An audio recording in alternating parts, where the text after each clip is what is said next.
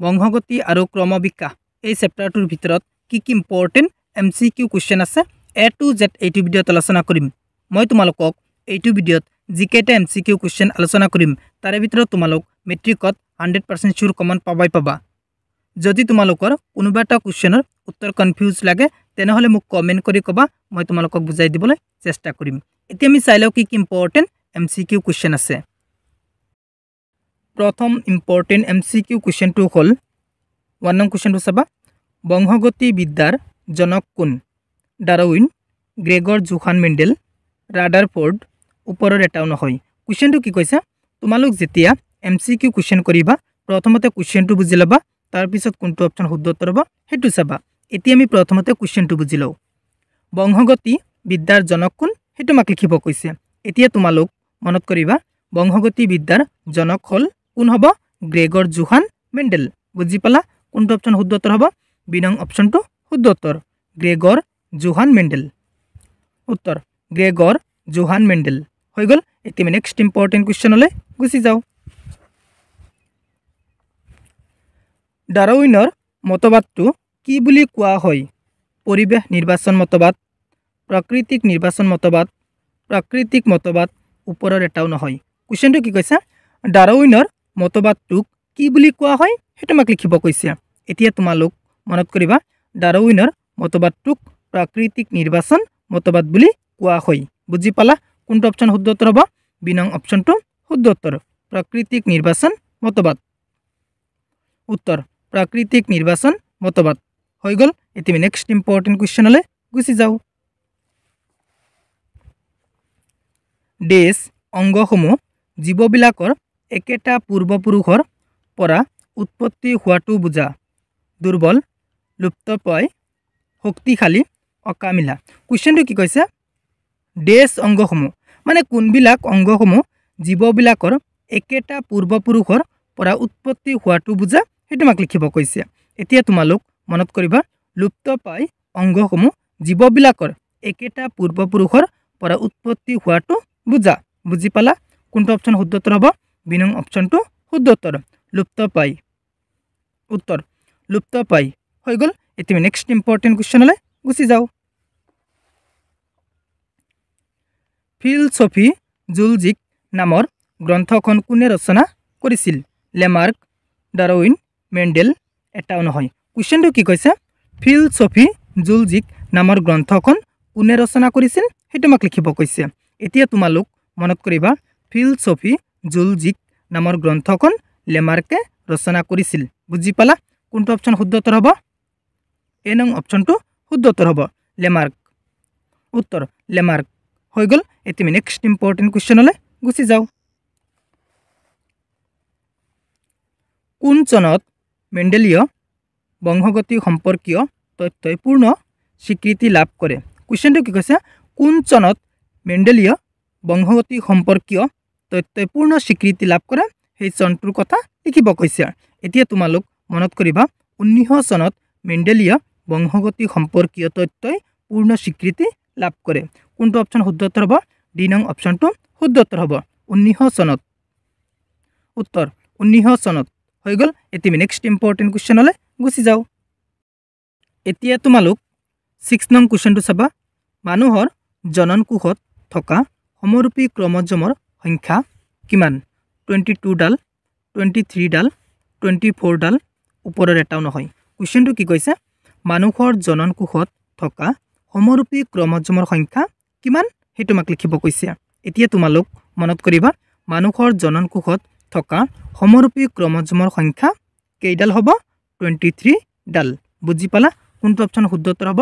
B নং অপশ্যনটো শুদ্ধ উত্তৰ হ'ব, 23 ডাল। উত্তৰ 23 ডাল হৈ গ'ল। এতিয়া নেক্সট ইম্পৰ্টেণ্ট কুৱেশ্যনলৈ গুচি যাওঁ। নগ্নবীজী আৰু গুপ্তবীজী উদ্ভিদৰ সংযোগী উদ্ভিদবিধৰ নাম কি? নেটাম, চাইকাছ, পাইন, ওপৰৰ এটাও নহয়। কুৱেশ্যনটো কি কৈছে? নগ্নবীজী আৰু গুপ্তবীজী উদ্ভিদৰ সংযোগী উদ্ভিদবিধৰ নাম কি সেইটো আমাক লিখিব কৈছে। এতিয়া তোমালোক মনত কৰিবা নগ্নবীজী আৰু গুপ্তবীজী উদ্ভিদৰ সংযোগী উদ্ভিদবিধৰ নাম হ'ল নেটাম। বুজি পালা? কোনটো অপশ্যন শুদ্ধ উত্তৰ হ'ব?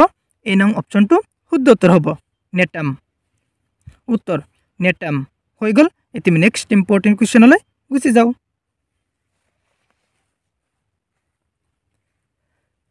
প্ৰথম অপত্যজনুত প্ৰকাশ পোৱা লক্ষণটোক কি বোলে প্ৰভাৱী লক্ষণ অপ্ৰভাৱী লক্ষণ প্ৰসাৰী লক্ষণ ওপৰৰ এটাও নহয় কুৱেশ্যনটো কি কৈছে প্ৰথম অপত্যজনুত প্ৰকাশ পোৱা লক্ষণটোক কি বোলে সেইটো আমাক লিখিব কৈছে এতিয়া তোমালোক মনত কৰিবা প্ৰথম অপত্যজনুত প্ৰকাশ পোৱা লক্ষণটোক প্ৰভাৱী লক্ষণ বোলে বুজি পালা কোনটো অপশ্যন শুদ্ধ উত্তৰ হ'ব এ নং অপশ্যনটো শুদ্ধ উত্তৰ হ'ব প্ৰভাৱী লক্ষণ উত্তৰ প্ৰভাৱী লক্ষণ হৈ গ'ল এতিয়া আমি নেক্সট ইম্পৰ্টেণ্ট কুৱেশ্যনলৈ গুচি যাওঁ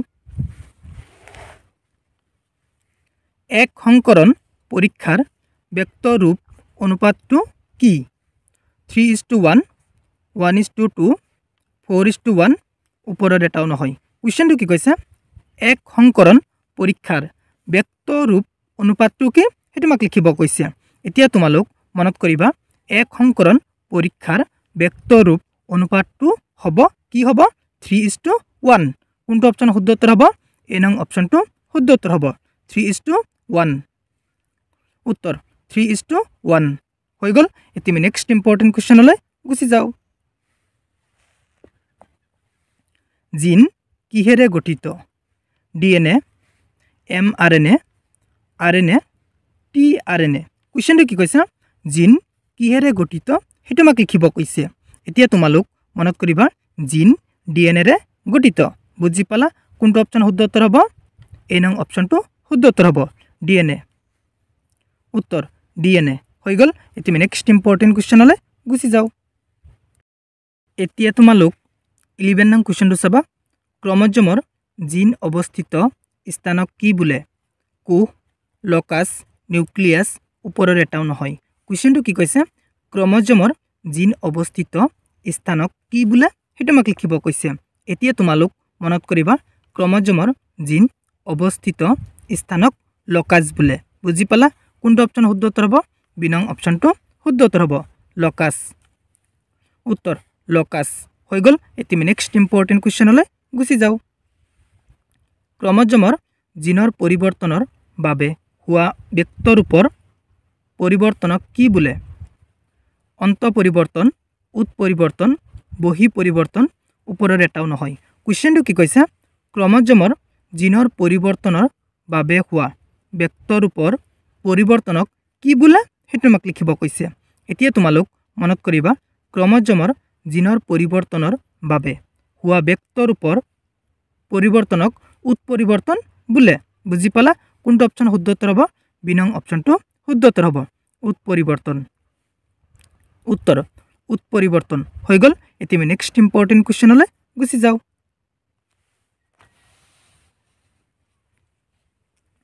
যিবোৰ অংগৰ উৎপত্তি বেলেগ কিন্তু দেখাত একে আৰু একে কাৰ্য সম্পন্ন কৰে সেইবোৰ হ'ল সমসংস্থ সমবৃত্তি নিকটৱৰ্তী অৱশেষাং কুৱেশ্যনটো কি কৈছে যিবোৰ অংগৰ উৎপত্তি বেলেগ কিন্তু দেখাত একে আৰু একে কাৰ্য সম্পন্ন কৰে সেইবোৰ অংগক কি বোলে সেইটো আমাক লিখিব কৈছে এতিয়া তোমালোক মনত কৰিবা যিবোৰ অংগৰ উৎপত্তি বেলেগ কিন্তু দেখাত একে আৰু একে কাৰ্য সম্পন্ন কৰে সেইবোৰ অংগক সমবৃত্তি অংগ বোলে বুজি পালা কোনটো অপশ্যন শুদ্ধ উত্তৰ হ'ব বি নং অপশ্যনটো শুদ্ধ উত্তৰ হ'ব সমবৃত্তি উত্তৰ সমবৃত্তি হৈ গ'ল এতিয়া আমি নেক্সট ইম্পৰ্টেণ্ট কুৱেশ্যনলৈ গুচি যাওঁ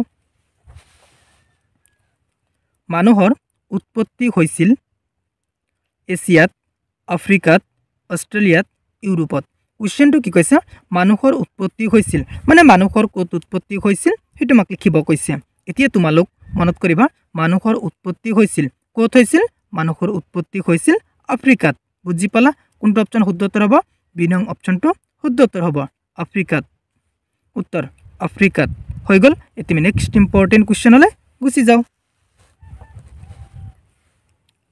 বিৱৰ্তনৰ লগত তলৰ কোনটো সাধাৰণভাৱে জড়িত এজন চীনা স্কুলীয়া ছাত্ৰ এটা চিম্পাঞ্জী এটা মকৰা এটা বেক্টেৰিয়া কুৱেশ্যনটো কি কৈছে বিৱৰ্তনৰ লগত কোনটো সাধাৰণভাৱে জড়িত সেইটো আমাক লিখিব কৈছে এতিয়া তোমালোক মনত কৰিবা বিৱৰ্তনৰ লগত এজন চীনা স্কুলীয়া ছাত্ৰ সাধাৰণভাৱে জড়িত বুজি পালা এই নং অপচনটো শুদ্ধ উত্তৰ এজন চীনা স্কুলীয়া ছাত্ৰ হৈ গ'ল এতিয়া নেক্সট ইম্পৰ্টেণ্ট কুৱেশ্যনলৈ গুচি যাওঁ এতিয়া তোমালোক 16 নং কুৱেশ্যনটো চাবা সমসংস্থ অংগৰ এটা উদাহৰণ হ'ল আমাৰ বাহু আৰু কুকুৰৰ আগঠেং আমাৰ দাঁত আৰু হাতীৰ দাঁত আলু আৰু গাখৰ দাবক কাণ্ড ওপৰৰ আটাইকেইটা কুৱেশ্যনটো কি কৈছে সমসংস্থ অংগৰ এটা উদাহৰণ হ'ল মানে এ বি চি ডি এই চাৰিটা অপচনৰ ভিতৰত কোনটো সমসংস্থ অংগৰ এটা উদাহৰণ সেইটো আমাক লিখিব কৈছে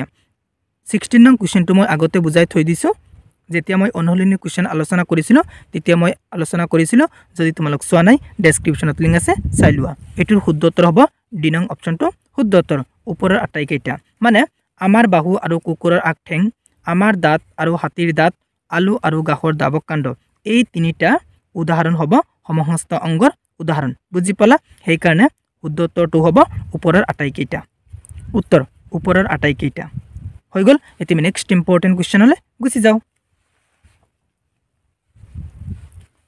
মেণ্ডেলৰ পৰীক্ষা মতে মটৰ মাহৰ ওখ গছৰ সৈতে বেঙুনীয়া ফুল আৰু চাপৰ গছৰ সৈতে বগা ফুল এই দুইজোপাৰ মাজত সংকৰণ গোটোৱা হ'ল উৎপাদিত গছবোৰৰ বেঙুনীয়া ফুল হ'ল যদিও আধা সংখ্যক মটৰ মাহৰ গছ চাপৰ হ'ল ইয়াৰ আৱাসত পৈতৃক পুৰুষৰ মটৰ মাহ গছজোপাৰ তলৰ কোনটো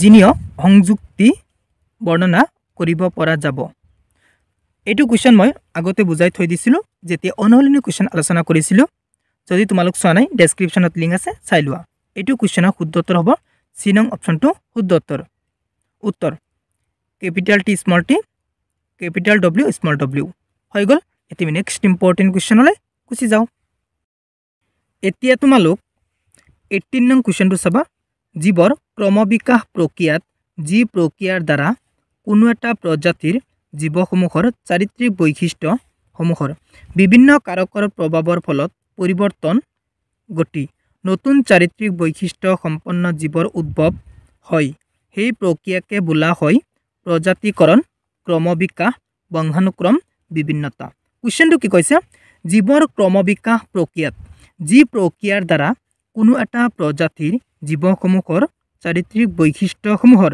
বিভিন্ন কাৰকৰ প্ৰভাৱৰ ফলত পৰিৱৰ্তন ঘটি নতুন চাৰিত্ৰিক বৈশিষ্ট্য সম্পন্ন জীৱৰ উদ্ভৱ হয় সেই প্ৰক্ৰিয়াকে কি বোলা হয় সেইটো আমাক লিখিব কৈছে এতিয়া তোমালোক মনত কৰিবা সেই প্ৰক্ৰিয়াকে প্ৰজাতিকৰণ বোলা হয় বুজি পালা কোনটো অপচন শুদ্ধ উত্তৰ হ'ব এই নং অপচনটো শুদ্ধ উত্তৰ হ'ব প্ৰজাতিকৰণ উত্তৰ প্ৰজাতিকৰণ হৈ গ'ল এতিয়া নেক্সট ইম্পৰ্টেণ্ট কুৱেশ্যনলৈ গুচি যাওঁ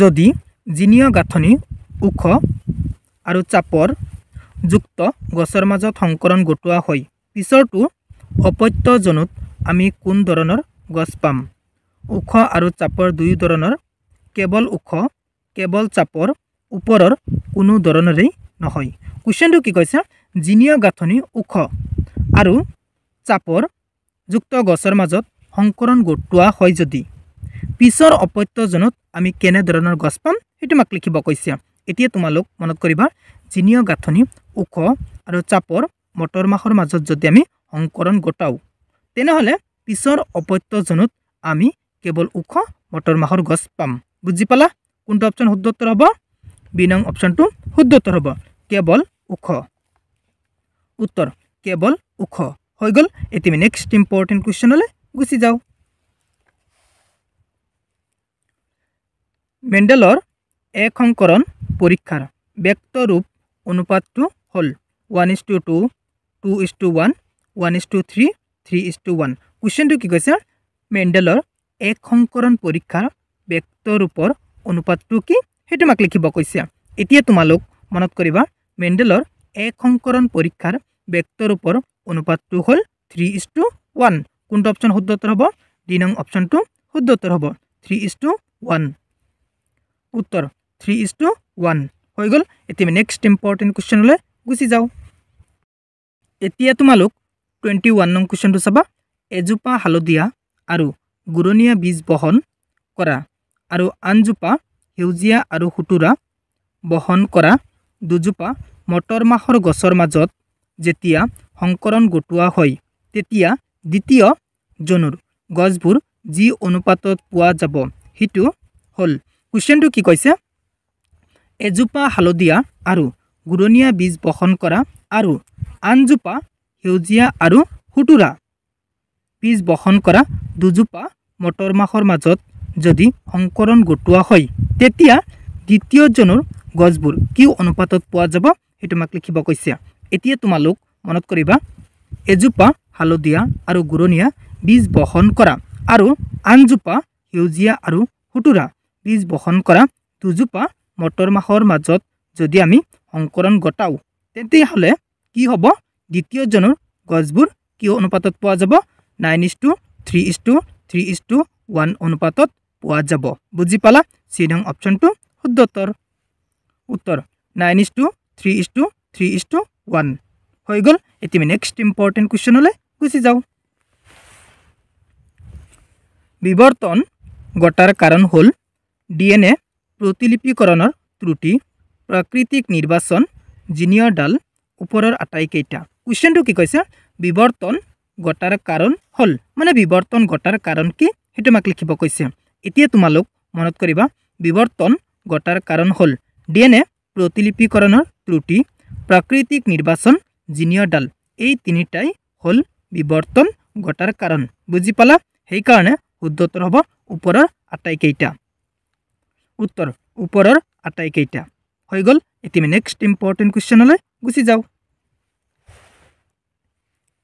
বংশগতিৰ বাহক হ'ল জিন জননকোষ জাইগট ওপৰৰ এটাও নহয় কুৱেশ্যনটো কি কৈছে বংশগতিৰ বাহক হ'ল মানে বংশগতিৰ বাহক কোন সেইটো আমাক লিখিব কৈছে এতিয়া তোমালোক মনত কৰিবা বংশগতিৰ বাহক হ'ল কোন হ'ব বংশগতিৰ বাহক হ'ব জিন বুজি পালা কোনটো অপশ্যন শুদ্ধ উত্তৰ হ'ব এই নং অপশ্যনটো শুদ্ধ উত্তৰ জিন উত্তৰ জিন হৈ গ'ল এতিয়া নেক্সট ইম্পৰ্টেণ্ট কুৱেশ্যনলৈ গুচি যাওঁ এতিয়া তোমালোক 25 নং কুৱেশ্যনটো চাবা মানৱ শৰীৰৰ কোনটো লুপ্ত পায় অংগ পুচ্ছ অস্থি ভৰিৰ আঙুলি কিডনী মস্তিষ্ক কুৱেশ্যনটো কি কৈছে মানৱ শৰীৰৰ কোনটো লুপ্ত পায় অংগ সেইটো আমাক লিখিব কৈছে এতিয়া তোমালোক মনত কৰিবা মানৱ শৰীৰৰ পুচ্ছ অস্থি এই অংগটো হ'ল লুপ্ত পায় অংগ বুজি পালা এই নং অপশ্যনটো শুদ্ধ উত্তৰ পুচ্ছ অস্থি হৈ গ'ল এতিয়া নেক্সট ইম্পৰ্টেণ্ট কুৱেশ্যনলৈ গুচি যাওঁ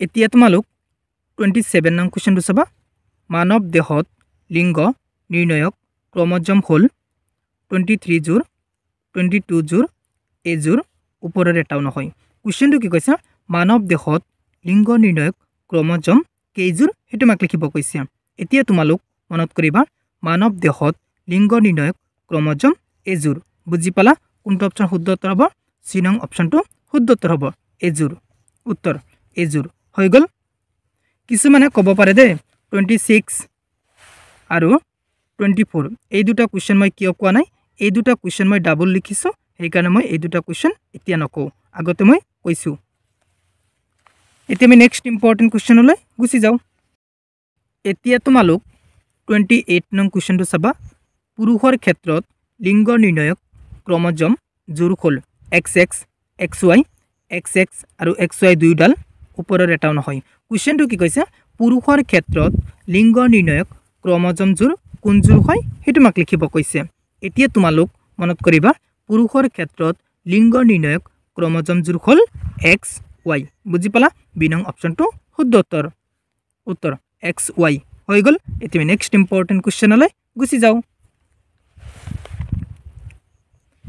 তলৰ কোনবিধ জীৱৰ লিংগ বংশগতিৰ আধাৰত নিৰ্ণয় কৰিব পৰা নাযায় মাখি পৰুৱা শামুক পখিলা কুৱেশ্যনটো কি কৈছে তলৰ কোনবিধ জীৱৰ মানে মাখি পৰুৱা শামুক পখিলা এই চাৰিবিধ জীৱৰ ভিতৰত কোনবিধ জীৱ লিংগ বংশগতিৰ আধাৰত নিৰ্ণয় কৰিব পৰা নাযায় এইটো আমাক লিখিব কৈছে এতিয়া তোমালোক মনত কৰিবা মাখি পৰুৱা শামুক আৰু পখিলা এই চাৰিবিধ জীৱৰ ভিতৰত শামুক এই জীৱটোৰ লিংগ বংশগতি আধাৰত নিৰ্ণয় কৰিব পৰা নাযায় বুজি পালা চি নং অপশ্যনটো শুদ্ধ উত্তৰ শামুক উত্তৰ শামুক হৈ গ'ল এতিয়া নেক্সট ইম্পৰ্টেণ্ট কুৱেশ্যনলৈ গুচি যাওঁ মানুহৰ ক্ষেত্ৰত যোজন কোষ গঠনত যদি পিতৃৰ পৰা এক্স ক্ৰমজম আহৰণ কৰে তেন্তে সন্তানটো হ'ব ছোৱালী ল'ৰা ল'ৰা বা ছোৱালী ই সন্তানৰ লিংগ নিৰ্ধাৰণ নকৰে কুৱেশ্যনটো কি কৈছে মানুহৰ ক্ষেত্ৰত যোজন কোষটো গঠনত যদি পিতৃৰ পৰা এক্স ক্ৰমজম আহৰণ কৰে তেনেহ'লে সন্তানটো কি হ'ব এইটো আমাক লিখিব কৈছে এতিয়া তোমালোক মনত কৰিবা মানুহৰ ক্ষেত্ৰত যোজন কোষ গঠনত যদি পিতৃৰ পৰা এক্স ক্ৰমজম আহৰণ কৰে তেনেহ'লে সন্তানটো হ'ব ছোৱালী আৰু যদি পিতৃৰ পৰা ৱাই ক্ৰমজম আহৰণ কৰে তেনেহ'লে সন্তানটো হ'ব ল'ৰা বুজি পালা এতিয়া যিহেতু কুৱেশ্যনত পিতৃৰ পৰা এক্স ক্ৰমজম আহৰণ কৰে সেইটো দিছে সেইকাৰণে শুদ্ধ উত্তৰ কোনটো হ'ব এ নং অপশ্যনটো শুদ্ধ উত্তৰ ছোৱালী মই বাৰে বাৰে কৈছোঁ তোমালোক মনত কৰিবা যদি পিতৃৰ পৰা এক্স ক্ৰমজম আহৰণ কৰে তেনেহ'লে সন্তানটো হ'ব ছোৱালী আৰু যদি পিতৃৰ পৰা ৱাই ক্ৰমজম আহৰণ কৰে তেনেহ'লে সন্তানটো হ'ব ল'ৰা বুজি পালা কোনটো অপশ্যন শুদ্ধ উত্তৰ হ'ব এ নং অপশ্যনটো শুদ্ধ উত্তৰ ছোৱালী উত্তৰ ছোৱালী হৈ গ'ল মই এইটো ভিডিঅ'ত যিকেইটা MCQ কুৱেশ্যন আলোচনা কৰিলোঁ তাৰে ভিতৰত তোমালোক মেট্ৰিকত 100% চিয়'ৰ কমন পাবা যদি তোমালোকৰ কোনোবা এটা কুৱেশ্যনৰ উত্তৰ কনফিউজ লাগে তেনেহ'লে মোক কমেণ্ট কৰি ক'বা মই তোমালোকক বুজাই দিবলৈ চেষ্টা কৰিম যদি তুমি মোৰ চেনেলত প্ৰথমবাৰৰ হোৱা মোৰ চেনেলটো ছাবস্ক্ৰাইব কৰিবা থ্যাংক ইউ ৱাচিং দ্য ভিডিঅ'